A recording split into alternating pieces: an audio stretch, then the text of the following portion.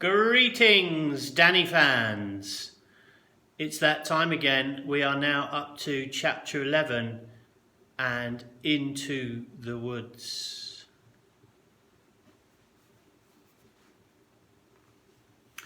My father came out of the caravan wearing the old navy blue sweater and the brown cloth cap with the peak pulled down low over his eyes. "What's under there, Dad?" I asked, seeing the bulge at his waistline. He pulled up his sweater and showed me two thin but very large white cotton sacks. They were bound neat and tidy around his belly. "To carry stuff," he said darkly. "Aha!" "Go and put on your sweater," he said. "It's brown, isn't it?" "Yes," I said. "That'll do. But take off those white sneakers and wear your black shoes instead." I went into the caravan and changed my shoes and put on my sweater. And when I came out again, my father was standing by the pumps, squinting anxiously up at the sun, which was now only the width of a man's hand above the line of trees, along the crest of the ridge on the far side of the valley. "I'm ready to go, Dad." "Good boy, off we go. Have you got the raisins?" I asked. "In here," he said, tapping his trouser pocket, where yet another bulge was showing. "I've put them all in one bag." It was a calm, sunny evening, with little wisps of brilliant white clouds hanging motionlessly in the sky, and the valley was cool and very quiet as the two of us began walking together along the road that ran between the hills towards Wendover. The iron thing underneath my father's foot made a noise like a hammer striking a nail each time it hit the road. "This is it, Danny. We're on our way now," he said. "By golly, I wish my old dad was coming with us on this one. He'd have given his right teeth to be here at this moment."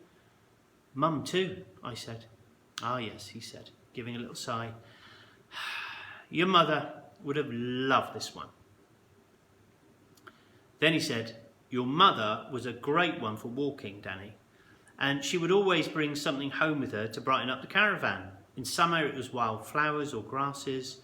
When the grass was in seed, she could make it look absolutely beautiful in a jug of water, especially with some stalks of wheat or barley in between. In the autumn, she would pick branches of leaves, and in the winter, it was berries or old man's beard. Luckily, there's none of those around." We kept going, and then he said, "How do you feel, Danny?" "Terrific," I said, and I meant it, for although the snakes were still wriggling in my stomach, I wouldn't have swapped places with the King of Arabia at that moment. "I say, do you think they might have dug any more of those pits for us to fall into?" I asked. "Don't you go worrying about pits, Danny," my father said. "I'll be on the lookout for them this time. We shall go very carefully and very slowly once we're in the woods." "How dark will it be in there when we arrive?" "Oh, not too dark," he said. "Quite light, in fact." "Then how do we stop the keepers from seeing us?" "Ah," he said, "that's the fun of the whole thing. That's what it's all about. It's hide and seek. It's the greatest game of hide and seek in the world." "You mean because they've got guns?" "Well," he said, "that does add a bit of flavour to it, yes." We didn't talk much after that. But as we got closer and closer to the wood, I can see my father becoming more and more twitchy as the excitement began to build in him. He would get hold of some awful old tune, and instead of using the words, he would go over tum tiddly tum tiddly tum tum tum over and over again. Then he would get hold of another old tune and go pom piddly pom pom pom pom pom tiddly pom pom pom pom. And as he sang, he tried to keep time with the tap tap of his iron foot on the roadway. And when he got tired of that, he said to me, "I'll tell you something interesting about pheasants, Danny. The law says they're wild birds, so they only belong to you when they're on your land. Did you know that?" "I didn't know that, Dad. So, if one of Mr. Hazel's pheasants flew over and perched on our filling station," he said, "it would belong to us. No one would be allowed to touch it." "You mean even if Mr. Hazel had bought it himself as a chick?" I said. "Even if he had bought it and reared it up in his own wood?" "Absolutely," my father said. "Once it flies off his own land, he's lost it." unless, of course, it flies back again. It's the same with fish. Once a trout or a salmon has swum out of your stretch of the river onto somebody else's, you can't very well say, "Hey, that's mine, I want it back," can you? Of course not, I said. But I didn't know it was like that with pheasants. It's the same with all game, my father said. Hare, deer, partridge, grouse, you name it. We'd been walking steadily for about an hour and a quarter, and we were coming to the gap in the hedge where the cart track led up the hill to the big wood where the pheasants live. We crossed over the road and went through the gap. We walked up onto the cart track, and when we reached the crest of the hill, we could see the wood ahead of us, huge and dark with the sun going down behind the trees and little sparks of gold shining through. "No talking, Danny, once we're inside," my father said. "Keep very close to me and try not to go snapping any branches." 5 minutes later, we were there. The wood skirted the edge of the track on the right-hand side with only the hedge between it and us. "Come on," my father said. "In we go." He slipped through the hedge on all fours and I followed. It was cool and murky inside the wood. No sunlight came in at all. My father took me by the hand and together we started walking forward between the trees. I was very grateful to him for holding my hand. I had wanted to hold it from the moment we had entered the wood, but I thought he might disapprove. My father was very tense. He was picking his feet up high and putting them down very gently on the brown leaves. He kept his head moving all the time, his eyes sweeping this side and that side, searching for danger. I tried doing the same, but soon I began to see a keeper behind every tree, so I gave up. We went on like this for maybe 4 or 5 minutes, going slowly, deeper and deeper into the woods. Then a large patch of sky appeared ahead of us in the roof of the forest, and I knew that this must be the clearing. My father had told me that the clearing was the place where the young birds were introduced into the wood in early July, where they would feed and watered and guarded by the keepers, and where many of them stayed from force of habit until the shooting began. "There's always plenty of pheasants in the clearing," my father had said. "And keepers, Dad?" "Yes," he said, "but there's thick bushes all around, and that helps." The clearing was about 100 yards ahead of us. We stopped behind a big tree, while my father let his eyes travel very slowly all around. He was checking each little shadow and every part of the wood within sight. "We're going to have to crawl the next bit," he whispered, letting go of my hand. "Keep close behind me all the time, Danny, and do exactly as I do. If you see me lie flat on my face, you do the same, right?" "Right," I whispered back. "Off we go then. This is it." My father got down on his hands and knees and started crawling. I followed. He moved surprisingly fast on all fours, and I had quite a job to keep up with him. Every few seconds he would glance back at me to see if I was all right, and each time he did so, I gave him a nod and a smile.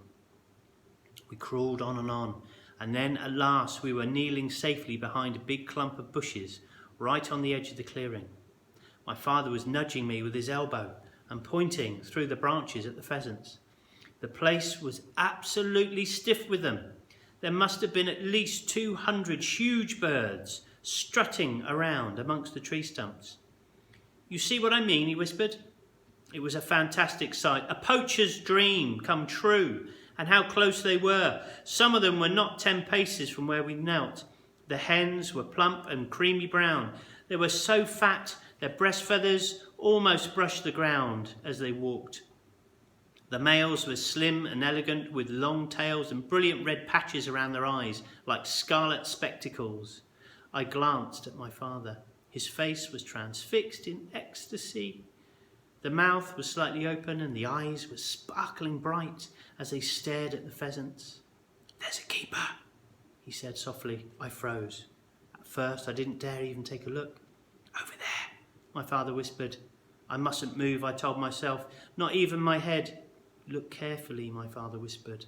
"Over the other side, by that big tree."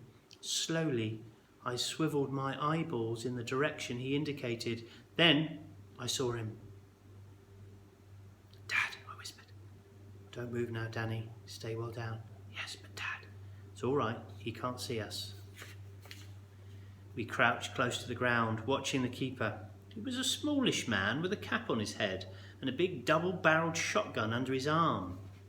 Here's a picture of the keeper, hiding, waiting for poachers. He never moved.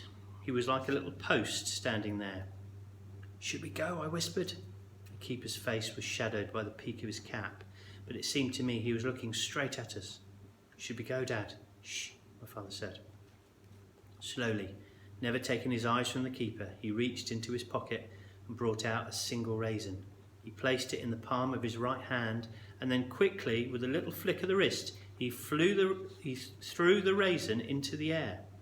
I watched it as it went sailing over the bushes, and I saw it land within a yard or two of two hen birds standing beside an old tree stump.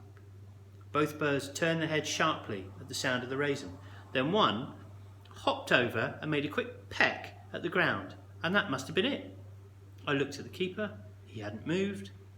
I could feel a trickle of cold sweat running down the side of my forehead and across my cheek. I didn't dare lift a hand to wipe it away. My father threw a second raisin into the clearing, then a third and a fourth and a fifth. Takes guts to do that, I thought. Terrific guts. If I'd been alone, I would never have stayed there for 1 second. My father was in a sort of poacher's trance. For him, this was it. This was the moment of danger, the biggest thrill of all. He kept on throwing the raisins into the clearing, swiftly, silently, one at a time. Flick went this wrist, and up went the raisin, high over the bushes to land among the pheasants. Then, all at once, I saw the keeper turn away his head to inspect the wood behind him. My father saw it too. Quick as a flash, he pulled the bag of raisins out of his pocket and tipped the whole lot into the palm of his hand. Dad, I whispered, don't. But with a great sweep of his arm, he flung the entire handful way over the bushes into the clearing. They fell with a soft little patter like raindrops on dry leaves, and every single pheasant in the place must have heard them fall. There was a flurry of wings and a rush to find the treasure. The keeper's head flicked round, as though there were a spring inside his neck. The birds were all pecking away madly at the raisins. The keeper took 2 quick paces forward, and for a moment I thought he was going to investigate. But then he stopped, and his face came up and his eyes began travelling slowly around the edge of the clearing. Lie down flat, my father whispered. Stay here, don't move an inch. I flattened my body against the ground and pressed one side of my face into the brown leaves. The soil below the leaves had a funny, pungent smell like beer.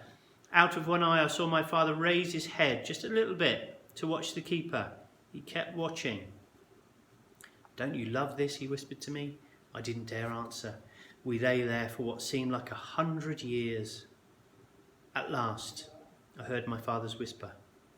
Panic's over. Follow me, Danny. Be extra careful. He's still there. And keep down, low, all the time. We started crawling away, quickly on his hands and knees, and I went after him. I kept thinking of the keeper, who was somewhere behind us. I was very conscious of that keeper, and I was also very conscious of my own backside and how it was sticking up in the air for all to see. I could understand now why poacher's bottom was a fairly common complaint in this business. We went along on our hands and knees for about 100 yards.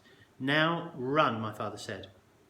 We got to our feet and ran, and a few minutes later we came out of the hedge into the lovely open safety of the cart track.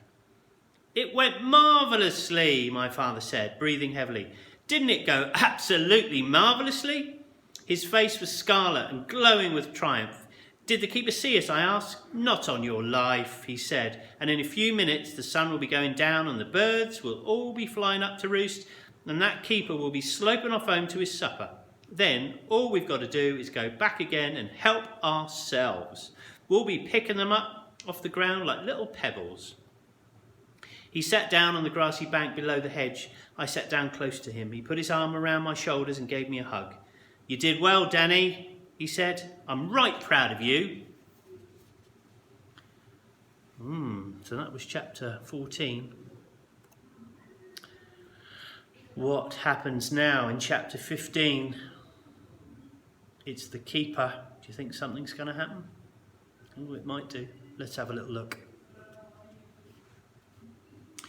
We sat on the grassy bank below the hedge, waiting for darkness to fall. The sun had set now, and the sky was a pale smoke blue, faintly glazed with yellow. In the wood behind us, the shadows and the spaces in between the trees were turning from grey to black. You could offer me anywhere in the world at this moment, my father said, and I wouldn't go. His whole face was glowing with happiness. We did it, Danny, he said, laying a hand gently on my knee. We pulled it off. Doesn't that make you feel good? Terrific, I said, but it was a bit scary while it lasted. Ah, but that's what poaching's all about, he said. It scares the pants off you, and that's why we love it. Look, there's a hawk. I looked where he was pointing and saw a kestrel hawk hovering superbly in the darkness sky above the ploughed field across the track. It's his last chance for supper tonight, my father said. He'll be lucky if he sees anything now. Except for the swift fluttering of the wings, the hawk remained absolutely motionless in the sky. It seemed to be suspended by some invisible thread, like a toy bird hanging from the ceiling. Then suddenly it folded its wings and plummeted towards the earth at an incredible speed, and this was a sight that always thrilled me. What do you think he saw, Dad? A young rabbit perhaps, my father said, or a vole, or a field mouse. None of them has a chance when there's a kestrel overhead. We waited to see if the hawk would fly up again. He didn't, which meant he had caught his prey and was eating it on the ground. How long does a sleeping pill take to work, I asked. I don't know the answer to that one, my father said. I imagine it's about half an hour. It might be different with pheasants though, Dad. It might be, he said. We've got to wait a while, anyway, to give the keepers time to go home. They'll be off as soon as it gets dark. I brought an apple for each of us, he added, fishing into his pockets. Ah, Cox's orange pippin, I said, smiling. Thank you very much. And we sat there munching away. One of the nice things about Cox's orange pippins, my father said, is that the pips rattle when it's ripe. Shake it and you can hear them rattling. I shook my half-eaten apple. The pips rattled. Look out, he whispered sharply. There's someone coming.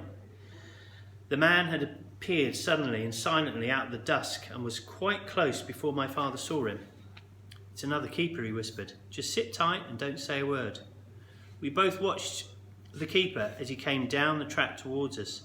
He had a shotgun under his arm and there was a black Labrador walking at his heel. He stopped when he was a few paces away, and the dog stopped with him and stayed behind him, watching us through the keeper's legs. Good evening, my father said, nice and friendly. This one was a tall, bony man with a hard eye and a hard cheek and a dangerous hands. I know you, he said, coming closer. I know the both of you. My father didn't answer this. You're from the filling station, right?